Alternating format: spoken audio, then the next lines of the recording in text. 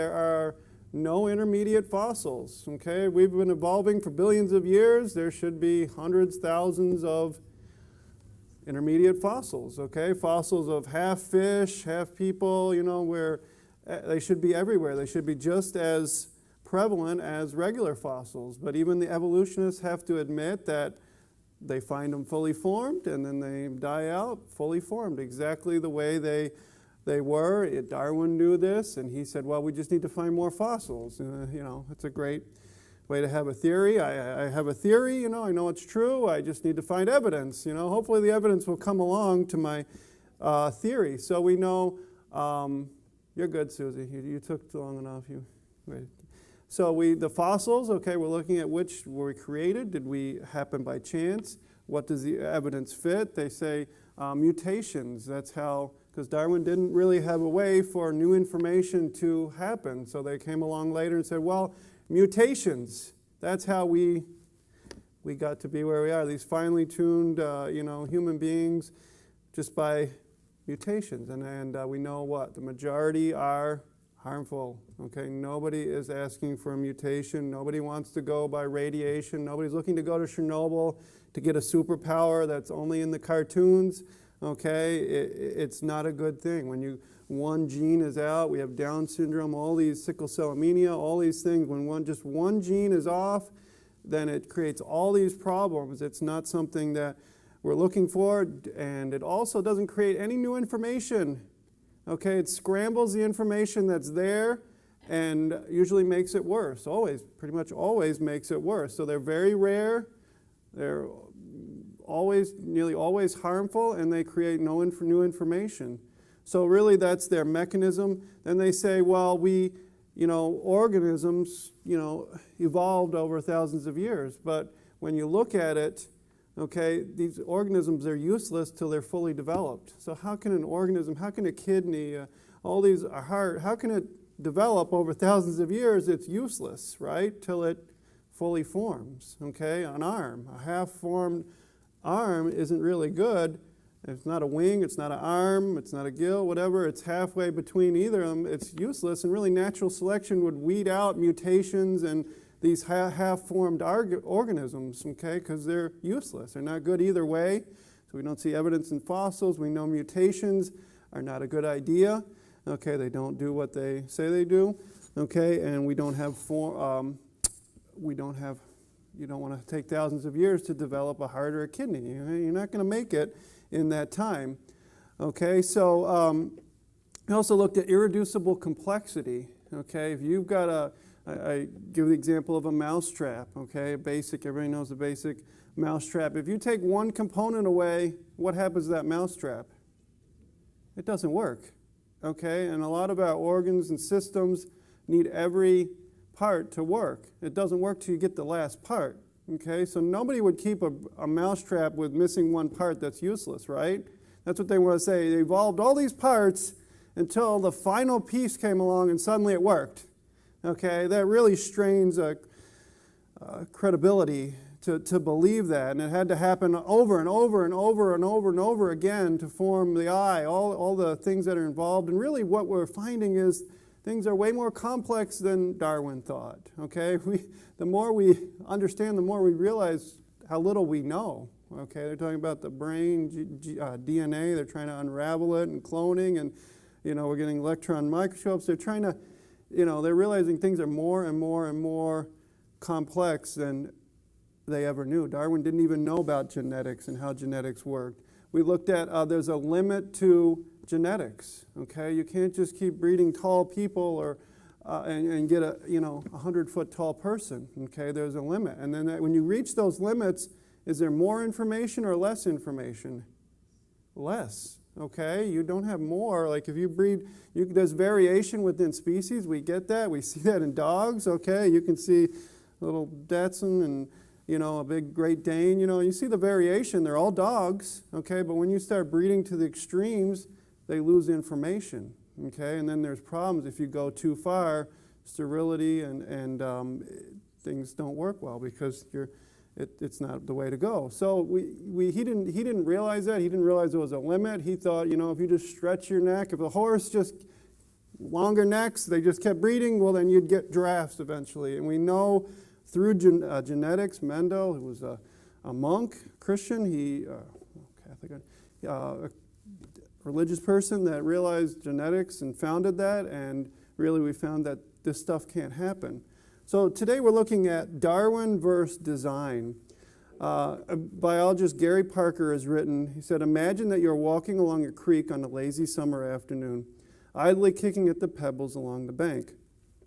Occasionally you reach down to pick up a pebble that has an unusual shape. One pebble reminds you of a cowboy boot. As you roll the pebble around in your hand, you notice that the softer parts are more worn away than the harder parts. Despite some appearance of design, the boot shape of the tumbled pebble is clearly the result of time, chance, and the processes of weathering and erosion. But then your eye spots an arrowhead lying among the pebbles. Immediately it stands out as different. In the arrowhead, chip marks cut through the hard and soft parts of the rock equally. In the arrowhead, we see matter shaped and molded according to a design that gives the rocky material a purpose.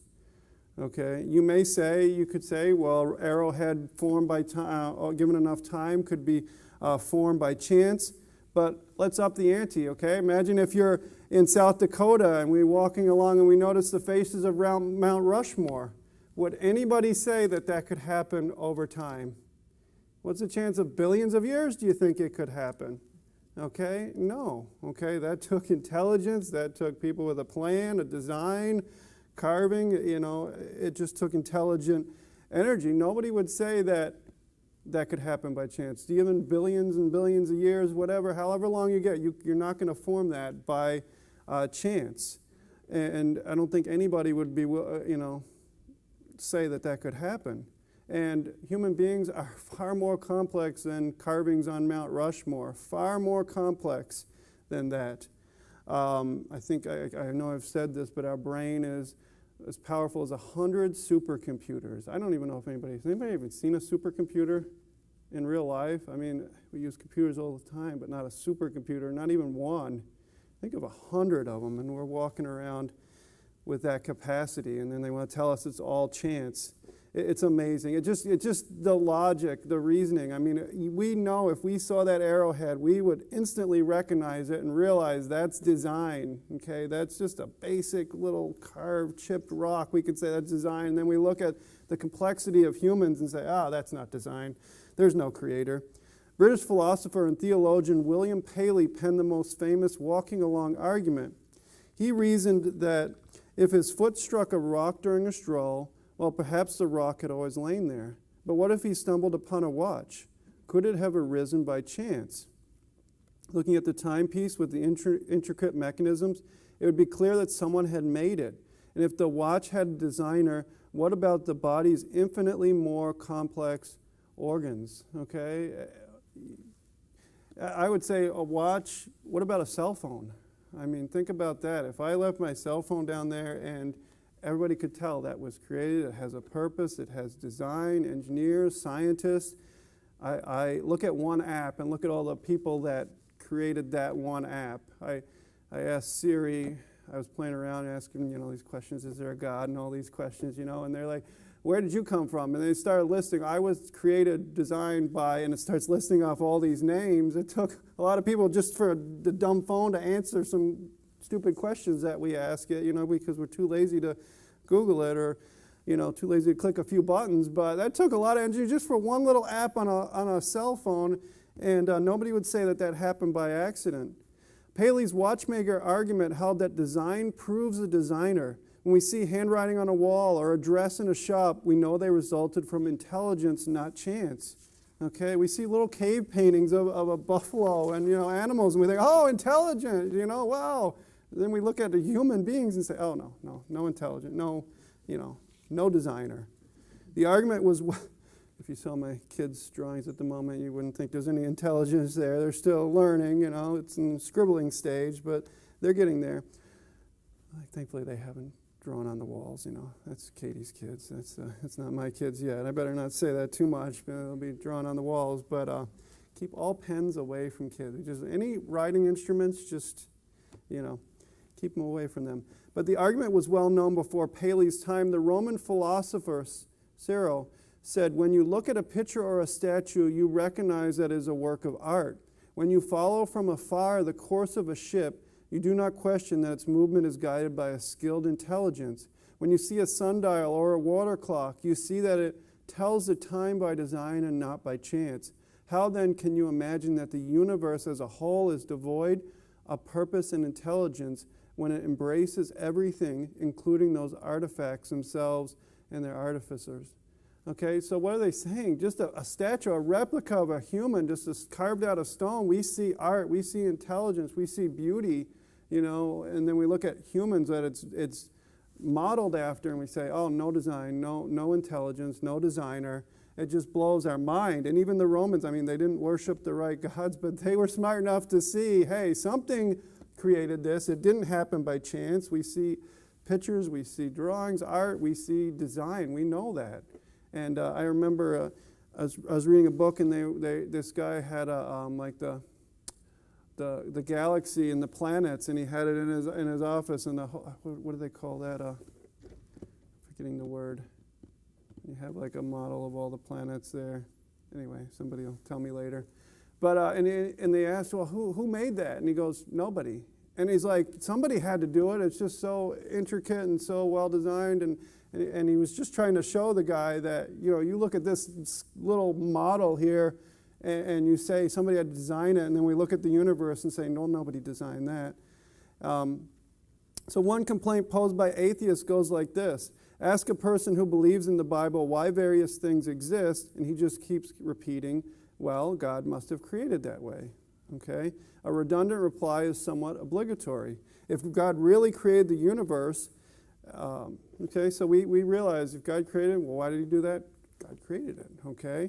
But they also have their pat answer, okay? And it's natural selection. Just so plastic it can be made to explain everything, okay? Whatever they accuse us of, they do the same thing. Well, natural selection, well, time, give it enough time, anything can happen.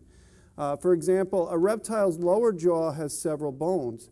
While the mammalian jaw consists of a single bone, reptiles have one bone in each ear, mammals 3. If reptiles became mammals, how did the transformation take place? Evolutionists claim that over time, bones from the reptilian jaw must have migrated to the ear and become mammalian ear bones. Think about that. Think of bones migrating towards the ear. I know somebody and they have their jaws off, and when they eat, it clicks. And that's just one slight little thing, and it makes it very uncomfortable. Can you imagine your bones migrating, and that's supposed to help you eat and, hunt for food? I can't eat this thing because my bone migrated away in my jaw, or I'm creating extra bones, It doesn't work that way. Evolutionists claim that over time, how did the reptiles hear and chew during the transition?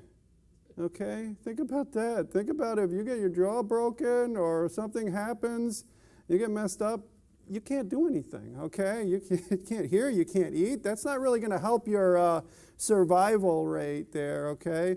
You just think of an injury or a broken bone or anything that happens, it's like, that's not a good thing, okay? That's not going to increase your survival. That's going to hurt your survival. Yet there are no fossils of numerical intermediates. So there's no proof of that. That's animals with 2 ear bones or 2 or 3 bones in the lower jaw. So they're saying, well, this could have happened. We don't have any proof. We don't have any fossils. We just make it up, basically.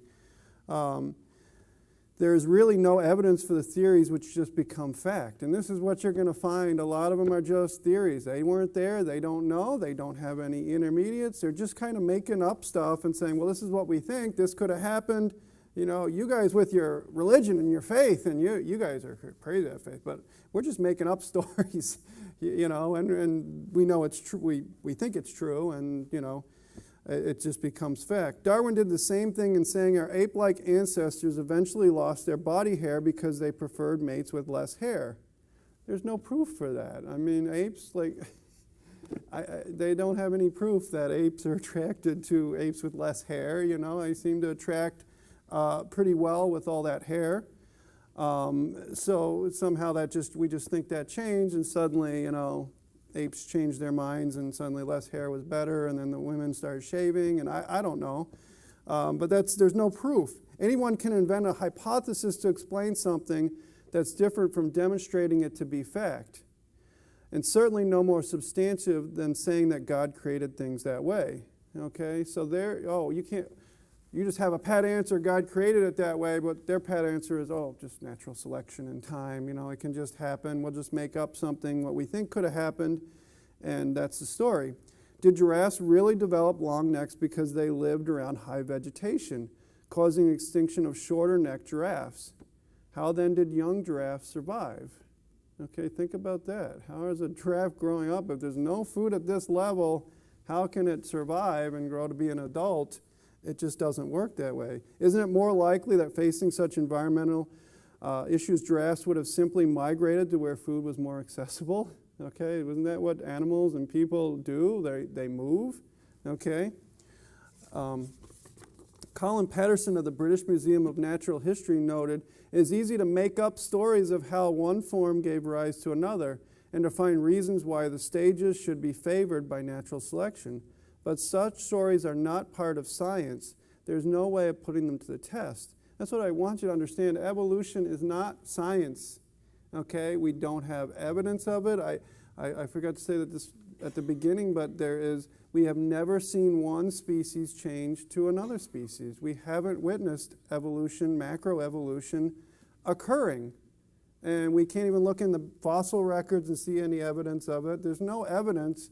Okay, can we see variation in species? Absolutely, okay. Microevolution, if you want to call it. Yes, we see variations in this room, okay. That doesn't mean something changed from one species to another. So they're just making up stuff, okay. It's not science. Science is you have a theory, you can test it, you can prove it over and over and over and over again, okay, and you can see it happening. Okay, that's why it's not a law, it's a theory. They want to try to say, we need to make it a law. They weren't there, we can't prove it, we don't see it happening, yet we're going to teach the kids this as fact. And don't even try to teach anything different, because that's, religion and fairy tales. You just take our fairy tales instead of, But that's really what they do. Gould wrote in Paleobiology, paleontologists and evolutionary biologists in general are famous for their facility in devising plausible stories, but they often forget that plausible stories need not be true. Okay? A lot of it, could have happened this way. They have no proof, no evidence. Somebody just made it up, and that's what they're going with. While evolutionists can think up logical-sounding reasons for why natural selection produced certain things, many phenomena resist such rationalization. Okay? Canadian biologist Ludwig, I can't even pronounce his last name, told a symposium, he said, "I, for one, in spite of all these benefits drawn from genetics and the mathematical theory of selection, am still at a loss to understand what was the survival value of multiple stomachs for a cow when a horse, also a vegetarian and of comparable size, does very well with a simple stomach, or why certain insects had to develop these admirable mimicries and protective colorations when the common cabbage butterfly is far more abundant with its conspicuous white wings." So they're saying all these butterflies survived with their wings like that. Why did they need to evolve into these other fancy butterflies and moths? One cannot reject these and innumerable similar questions as incompetent. If the selectionist explanation cannot be refused in others, in current theory, a speculative may have been, or must have been, expressions occurring innumerable times in selectionist literature, is accepted in lieu of an explanation which cannot be provided. In my opinion, there is no scintilla of scientific proof that evolution in the sense of progression from less to more complicated organisms has anything to do with better adaptation, selective advantage, or production of larger offspring. Okay, so they want you to believe that all scientists agree and they're all on this and nobody has any doubts and it's all settled science. It's not. Noticing the children resemble their parents, Charles Darwin correctly observed that characteristics are inherited. Okay, we know that. Okay, we know that even more than he knows that because we know genes and how it works. He inflated the conclusion.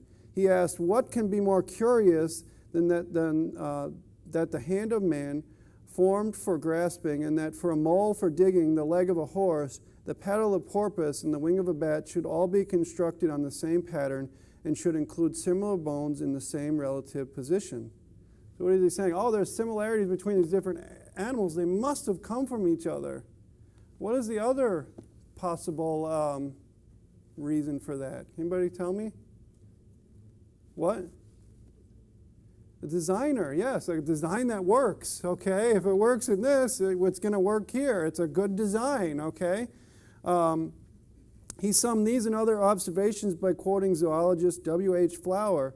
It is not powerfully suggestive of true relationship of inheritance from a common ancestor.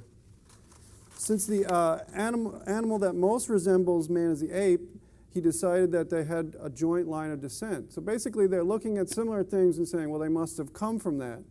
Undeniably, various creatures, including man, we have common structures, 2 eyes, 4 limbs, a heart, a brain, so forth. But do these things exist because of ancestry or because the design is efficient? Okay, think about it. Think about cars. A mechanic here, or the BA riding in a sweet ride there this morning. But a Toyota Camry closely resembles a Nissan Sentra. Both have transmission, headlights, brakes, 4 wheels, countless other corresponding features, right? Okay. Does this imply a geological relationship? Did one evolve from the other, Brother B.A.? You're a mechanic, okay? You can tell me that. They share these components because the design is efficient. Just try driving a car with 2 wheels. I'm not talking about a motorcycle. A car taked off 2 wheels. Okay, it doesn't work. Imagine square wheels. Imagine, taking some of these components out. It doesn't work. It's just a design that works, and it's going to work for all vehicles. Like animals, cars are not exactly alike. They vary in size, color, shape, style, accessories, but there's basic principles of design that work. You take a kid's remote control car to a tractor trailer, they got basic same design features. They're vastly different in a lot of areas, but it still works. The 4 wheels, round wheels, the different things, it works, okay? And the same you have with in animals from a mouse to an elephant, okay? It really proves a designer that created these things, it works no matter what animal. Mark Ridley, a research fellow at Oxford University, observed that in the problems of evolution, any set of objects, whether or not they originated in an evolutionary process, can be classified hierarchically. Chairs, for instance, are independently created. They are not generated by an evolutionary process. But any given list of chairs could be classified hierarchically. I'm probably not saying that right. Perhaps by dividing them first according to whether or not they were made of wood, and according to their color, by date of manufacture, and so on. The fact that life can be classified hierarchically is not in itself an argument for evolution. Okay, we got little baby chairs for the little kids, little yellow plastic ones. We have some cheap chairs. We have nicer chairs. We have these. We have office chairs with little levers that you can, they're more complex. If I lined up all the chairs from shortest to tallest or oldest to youngest to oldest, I could make, the office chair evolved from the little kid's chair. I mean, it's just proof. Look at the similar design. It must have, it's evolved, and, we got different heights in the chairs and, different degree of complexity. That's just proof that the office chair came from the little kid's chair. But you'd think I was crazy. Each one was designed. They're similar, yes, but they're each designed for a different purpose. So that's not an argument for evolution. Darwin believed that bone similarities proved a mutual line of descent. Let us then observe that the human hand and foot strongly resemble each other. Each have 5 digits. The thumb and large toe have 2 bones, okay, while the smaller digits have 3. Everybody's going to be looking at their, I had to learn, I didn't really realize my thumb has 2 and my fingers have 3, okay? So observant I am. How do we explain these uncanny parallels between hands and feet? You say, that doesn't make sense. Well, there's a common origin, not according to Darwin's fish to land theory. As Michael Denton notes, there is no doubt that in terms of evolution, the fore and hind limbs must have risen independently, the former supposedly evolving from the pectoral fins of the fish, the latter from the pelvic fins. No evolutionist claims that the hind limbs evolved from the forelimbs or that the hind limbs and forelimbs evolved from a common source. Basically saying, well, we came from fish and they had two different fins, so somehow the foot and the arm independently evolved at the same time and they turned out the same. And I love it. If you ever watch these technology shows and robotics and they are trying to mimic the movements of the hand and they can barely do it and they're trying, but it's such a great design. They can't come up with anything better. They are just trying to mimic it. I saw they're making a hand for somebody and they were hooking it to his brain so he could control his hand. And it's like nothing can work like the human brain. All that engineering that takes to make a copy, and they can't even make it as good as something that just happened by no design. Random chance, random mutations, which are harmful and destructive. But all the scientists and engineers can't copy it. It just amazes me every time. So they're saying they both evolved separately and came out the same, and that's a miracle there. Darwinists can only explain the resemblance as a coincidence. It's a coincidence that, your hands work so well. Why do so many things come paired? Eyes, ears, nostrils, arms, legs, hands, feet, lungs, kidneys, lobes of the brain, wings on a bird. Okay, natural selection's answer is why animals with two eyes survive better than those with one. Okay, that's their answer. But if it's a survival matter, why stop at two? Okay, why not three? Why not 8 eyes? Wouldn't that be better? Wouldn't that enhance our survival? These organs are not only paired, but they're mirror images of each other. We have symmetry. It's aesthetic. Artists use it to convey beauty. It speaks for design more than chance and mutation. Okay? If we can acknowledge design in an arrowhead, as an anthropologist surely will, why not in a rose's lovely petals and fragrance, or a peacock's feathers? Why do we have this amazing beauty in nature when it really doesn't serve a purpose? Okay? Evolutionist responds, beauty makes animals more attractive to mates. It has survival for natural selection. But do animals see beauty as we do? And what of pretty tropical fish that swim at depths where their colors cannot be seen? Okay, they're going lower and lower, and they're finding these fish. And why are they developing these beautiful colors when it has no purpose and nobody can see it down there? Despite all his intelligence, man has trouble duplicating what chance and mutation have supposedly evolved. A few decades ago, some doctors urged mothers to stop breastfeeding, claiming baby formula would be superior. Okay, you know what they found out? It's false. Okay, they found out that infants born prematurely, the mother's milk changes to meet their needs. They have special needs.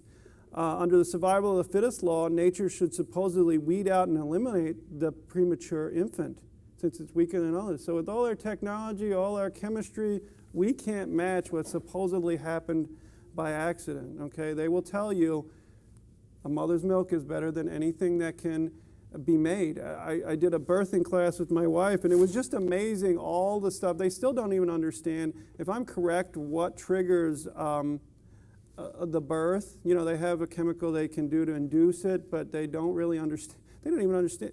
It's amazing. There's a chemical that coats your skin to keep you from wrinkling. Can you imagine being in water for 9 months? Why is a baby wrinkled? But not 9 months. It protects the skin. I mean, it's just all this amazing stuff and then they tell you it's all chance, it's all accident, there's no designer, and we can't even copy it. Darwin pictured a tooth and claw world where creatures compete in the struggle for existence. Only the strong survive. Evolutionists are fond of reciting offensive and defensive mechanisms that natural selection has endowed. Certain animals, tiger's claws, moose antlers, bee's stinger, they're saying, it's survival of the fittest. They've developed these tools to survive, but much doesn't fit the picture. Not much of nature operates in harmony and cooperation. Okay, bees help pollinate flowers. Okay, they work together. What's the problem with that? Robert MacArthur, an extensive study of various types of warblers, observed that they live in peaceful coexistence without invading each other's territories, even though they eat the same food. I wish my kids got along in harmony a little better than they do. They just seem to love to aggravate each other. My wife said Brooke was laying on this footrest thing we had, and Brianna decided to stack books on her, you know, and so she's stacking books on her, and then Brooke decided to get up, and Brianna didn't like that, you know, because that was her book storage, and, you know, wailed off and tried to hit Brooke, you know. But just think, you know, these animals are working together. The other problem with the bees is supposedly insects didn't evolve for thousands of years or millions of years later than flowers. So how could they have, you know, pollinated them if they didn't exist? In the southwestern U.S., the yucca plant depends on the yucca moth for fertilization. The moth's larva depended on the plant for food, even though, as I said, insects supposedly evolved millions of years before flowering plants. Millions of years. So how could that happen? It just doesn't make sense. F.W. Wendt noted in Scientific America, in the desert where want and hunger for water are the normal burden of all plants, we find no fierce competition for existence, with the strong crowding out the weak. On the contrary, the available possessions, space, light, water, and food are shared and shared alike by all. If there's not enough for all to grow tall and strong, then all remain smaller. This factual picture is very different from the time-honored notion that nature's way is cutthroat competition among individuals. It does happen, you know, there is, you know, animals killing other animals, but there's a lot of where they work together. Dr. Gary Parker describes cooperation in the ocean. Nowadays, there are many large fish with sharp teeth that roam the ocean seeking what they may devour. But as they feed on smaller fish and shrimp, their mouths begin to accumulate food, debris, and parasites. Lacking recourse to a toothbrush, how is a fish going to clean its teeth? For several kinds of fish, the answer is a visit to the local cleaning station. There are special areas usually marked by the presence of certain shrimp and small brightly colored fish. Often fresh from chasing and eating other small fish and shrimp, a predatory fish may periodically swim over to take his place in line at the nearest cleaning station. Okay, would you want to be that shrimp that does that? Okay. When his turn comes, he opens his mouth wide, bearing his vicious-looking teeth. You might suspect, of course, that such a sight would frighten off the little cleaner fish and shrimp. But no, into the jaws of death swim the little cleaners. Not even a friendly dog will snap. Now, even a friendly dog will snap at you if you pick off a tick, and it probably irritates the big fish to have a shrimp crawling around on its tongue and little fish picking off parasites in the soft tissue of its mouth. But the big fish just hovers there, allowing the cleaners to do their work. It even holds its gill chamber open so that the shrimp can crawl around on the gill filaments, picking off parasites. At the end of all this cleaning, the second miracle occurs. You might think the fish would respond, clean teeth, snap, meal, okay?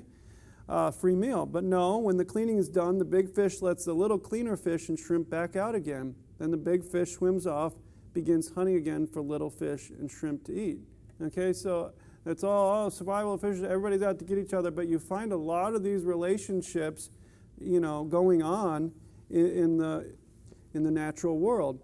If only the strong survive, why does a skittish and vulnerable chicken live? Okay, think about this. Only the strong survive, but not the T-Rex. Okay, well, watch Jurassic Park and the Amazing Hunters and the raptors, you know, and somehow they didn't make it, but the chicken survived, okay? What about sheep? Okay, think about that. Many of which, if confronted by predators such as wolves, do not run or fight, but freeze and allow themselves to be attacked. Okay, how do sheep survive and evolve with no natural defenses? They fall over, they can't fight back. I mean, that's free meal for wolves and any bears or anything. You know, how did they somehow survive and evolve sheep and chickens? It just doesn't make sense. Darwinists may object that survival of the fittest does not necessarily imply killer attributes, only the ability to survive in one's niche. But this becomes a tautology, a circular argument. One asks, who survives? The answer, the fittest. So one asks, who is the fittest? The answer is those who survive. Okay, this is a circular reasoning. I remember somebody coming and doing a speech on evolution, and they showed excerpts from Encyclopedia Britannica, and they said, the age of the fossils is known by the age of the rocks. Then he went to another page and it says, the age of the rocks is known by the age of the fossils. Okay, this is, this was the preeminent encyclopedia, and it's just circular reasoning. It's circular reasoning. It doesn't make sense. You can't do that. Philosophy Professor Gregory Allen Pesley noted, one of the most frequent objections against the theory of natural selection is that it is a sophisticated tautology. What is most unsettling is that some evolutionary biologists have no qualms about proposing tautologies as explanations. One would immediately reject any lexicographer who tried to define a word by the same word, or a thinker who merely restated his proposition, or any other instance of gross redundancy. Yet no one seems to be scandalized that men of science should be satisfied with a major principle which is no more than a tautology. Okay, that's what they're using. Trust us, we're scientists, don't doubt us, but that's what they're using. Circular reasoning, tautology. Fitness does not always mean survival. The smartest, most resourceful persons are not necessarily those who leave the most offspring. So in recent years, evolutionists reduced the definition of fitness to simply those who leave the most offspring. But even this entails a rather circular argument. Geneticist Conrad Waddington of Edinburgh University noted, "There, you do come to what is, in effect, a vacuous statement. Natural selection is that some things leave more offspring than others. You ask, which leave more offspring than others? It is those that leave more offspring, and there's nothing more to it than that." Okay? That's their whole basis. A common objection to design is even if God did create the world, none of us were around to see it happen. Okay? That's their argument. Since science deals only with observable events, biblical creation must be excluded from scientific creation. Okay? That's going to be their argument. We can't teach creationism in the school, even intelligent design, because nobody was there. What's the problem with that? Nobody was there to see the Big Bang either. Okay, nobody knows. I think I said they had 200 possible explanations before they arrived at the Big Bang. Okay, nobody was there either. That's not science. Okay, as we already discussed, the best evidence from ancient life's history, the fossil record, offers little or if any support for Darwinism. Okay, so nobody was there. We can't observe it. We can't go back. Okay, and there's no evidence of it. The evidence doesn't point to that. Evolution, meaning not just beak variations, cannot be observed either in the present or the past. Evolution depends on faith as much as creation does. Please understand that. They want to frame it as science versus religion. It's our all-knowing, don't question these scientists against religious fairy tales is really what they're trying to say. These are just made up. We know it all. Don't question us. You're just a religious person. You believe in fairy tales. It takes faith to believe evolution. It takes more faith for me. That's why when I studied this increased my faith, and I'm like, there's no way we happened by chance, okay? It takes more faith to believe that matter came out of nowhere, which breaks a law, which is a miracle, okay? It created itself and blew up out of nothing, and even though matter cannot be created or destroyed, somehow it happened. All the matter in the universe created itself. It's a miracle, and that takes faith for me to believe. Many scientists are recognizing that Darwin is not only suppositional, but false. In Science Digest, Zygot Lidzinski summarized the conclusion of Amy Mitchell, who had interviewed several French biologists. It's almost done here. They said, the classical theory of evolution in a strict sense belongs to the past. Even if they do not publicly take a definite stand, almost all French specialists hold today strong mental reservations as to the validity of natural selection. Okay, they're saying these scientists realize, but well, why don't we hear about it? Because they can't say it. I'll show you at the end a documentary where people tried to teach creationism and they got fired. They had any reservations, their high school teachers, college professors, they started to question things, they were gone. And that's why they don't want any cracks in this wall. Okay, but people can't speak up. They're not allowed to. They don't get grants. They don't get money. They get cut off. In 1998 cover story entitled "Science Finds God," Newsweek noted, the achievements of modern science seem to contradict religion and undermine faith. But for a growing number of scientists, the same discoveries offer support for spirituality and hints of the very nature of God. According to a study released last year, 40% of American scientists believe in a personal God, not merely an ineffable power and presence in the world, but a deity to whom they can pray. Okay, they want you to believe that all scientists are evolutionists. They've been taught evolution in high school and college. Okay, and they're coming up, 40% are saying, no, there's something, excuse me, something not right here. There's something that created this. The more I learn, the more I see the complexity and the more I see design. But they can't speak up.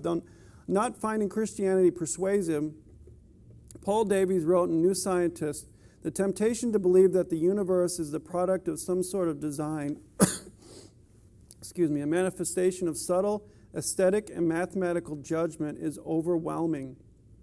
The belief that there is something behind it all is one that I personally share with, I suspect, a majority of physicists. Okay, they want you to believe, oh, they got those signs. I believe science is science, and every scientist believes this. I actually read a statistic, I haven't verified it, but it said that 98% of biologists believe that a baby becomes a baby at conception. And they won't tell you that in the abortion debate, but that's biologists, scientists believe that. That's for free. But the last one here, author David Raphael Klein may have said it best. Anyone who can contemplate the eye of a housefly, the mechanics of a human finger movement, the camouflage of a moth, or the building of every kind of matter from variations in arrangement of proton and electron, and then maintain that all this design happened without a designer, happened by sheer blind accident, such a person believes in a miracle far more astounding than any in the Bible. Okay, I hope you get that, okay? It's not science versus faith versus religion. Evolution takes faith. They don't have evidence. They're making it up. It takes miracles for evolution to happen, bigger miracles than the Bible.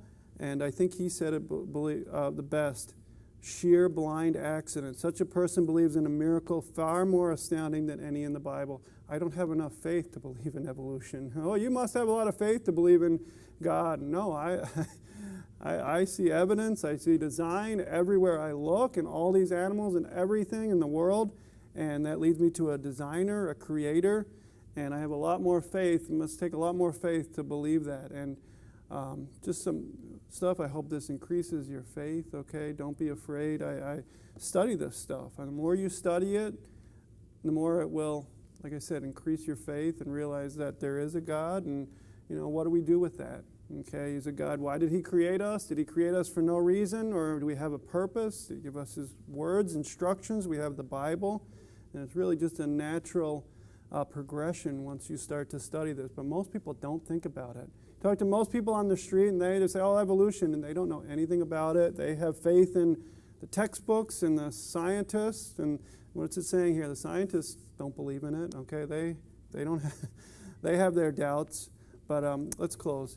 Dear Heavenly Father, we love you, dear Lord. We just ask you to bless this day and all the classes, and thank you for the buses, dear Lord, and all those that came. Bless the rest of the day, we pray in Jesus' name. Amen. All right, you are dismissed till 11:05.